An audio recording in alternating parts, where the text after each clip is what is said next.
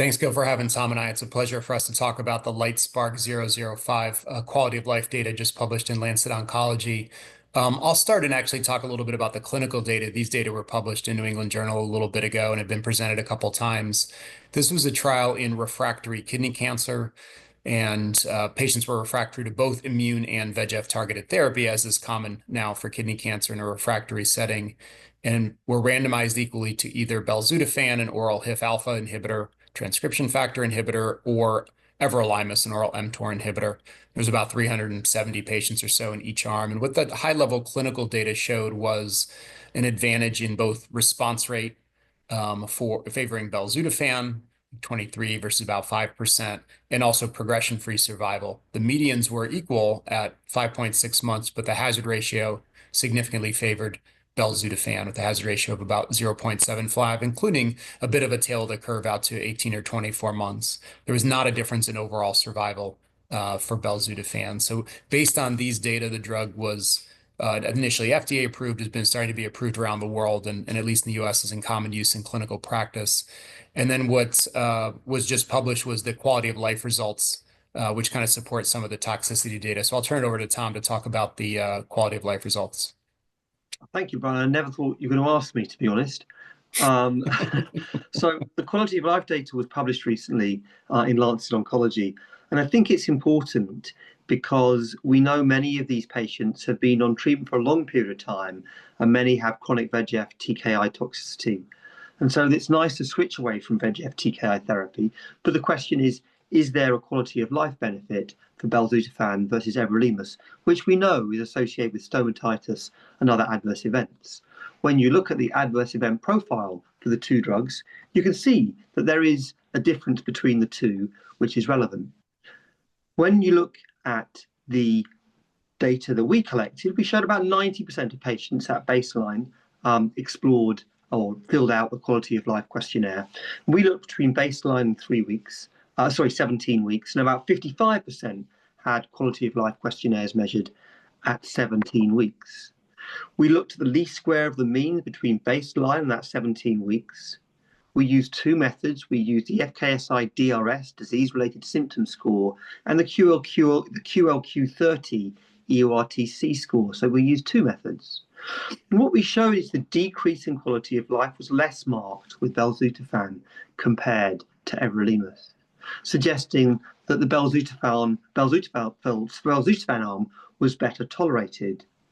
We went on to look at time to deterioration. So we defined deterioration as a specific drop in quality of life score in the two arms. We didn't show such a big difference between that. But then within the EORTC questionnaire, there are different components, things like physical and emotional components. And again, in there, we saw Belzutifan outperforming Everolimus in specific questions like physical score, for example. I think the overall summary actually complied with the hypothesis that Belzutifan, although associated with toxicity like anemia and hypoxia, overall has less toxicity, which is associated with deterioration in quality of life, and therefore is not only efficacious, but well tolerated, reflected by these differences that we've seen in the PRO quality of life data. And Tom, I might just add to finish up. I think, you and I on our podcast have sometimes been critical of quality of life data, and are the questionnaires really measuring what we think and quantified and things like that? I think what was believable for me is, having given a lot of the drug, is we know it's well tolerated, that the adverse effect profile, is I think more limited than TKIs. There's the anemia and hypoxia you mentioned. I find in my clinical practice, if patients make it through the first couple of weeks and are okay, then it's generally smooth sailing.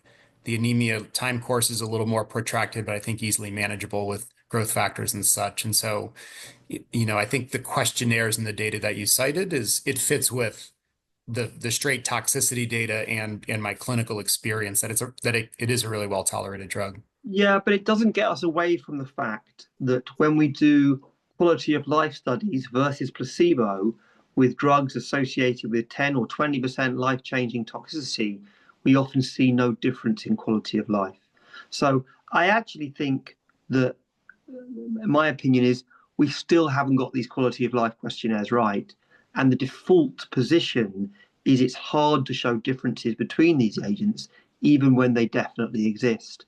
So just because this one has come home doesn't mean there's nothing wrong with the methods we're using. And indeed, there will be flaws with the methods we're using here as well. And so I'm keen that we continue to explore this important issue. I'd like us to be using wearable devices, getting real-time information from patients. I'd like us to be having specific quality of life questionnaires for specific scenarios. I think the adjuvant setting is very different from the metastatic setting. And I'd like patients to be more involved in real-time data collection rather than saying, how did you feel over the last week while you're picking up your drugs at the hospital, which is what they're doing. And many patients are trying to get out of the hospital as quickly as they possibly can. I think the data are believable, but there's still a ways to go before we're really truly measuring patient quality of life, right? We call it quality of life, but it's a facsimile thereof, given the limitations of the questionnaires. But nonetheless, good data. Congrats on the publication. And I hope the quality of your life remains high for the rest of the day.